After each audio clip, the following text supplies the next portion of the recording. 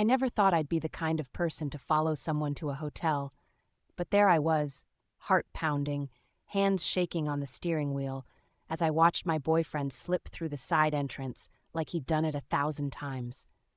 For weeks, something hadn't felt right. Late nights, secret calls, and that look he gave me when he thought I wasn't paying attention. I parked across the street, pulse racing, and waited until he disappeared into the elevator before I forced myself inside. The elevator ride was a blur.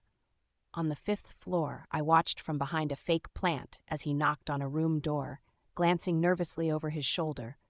The door swung open, and my stomach dropped. It wasn't some mysterious woman, it was my mom, dressed like she'd stepped out of a magazine, her expression unreadable, eyes darting past him to the hallway where I stood frozen.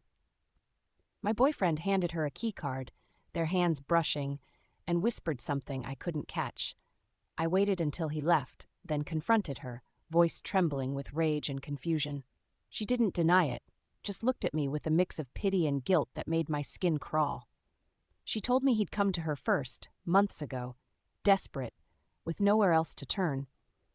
He'd been paying for her room all this time because she had nowhere else to go, after my dad kicked her out for reasons she wouldn't explain. My anger twisted into something uglier. Shame, betrayal, the realization that neither of them had trusted me enough to tell me the truth. It didn't matter that they hadn't slept together, even if I believed them. The secret itself felt worse than any possible affair. I left the hotel with my entire idea of love and family in pieces, realizing I'd spent so long looking for threats outside my circle that I never saw the cracks forming within. And as I drove away, the thing that hurt the most wasn't his betrayal or her lies. It was knowing I was the last to find out what was happening in my own life.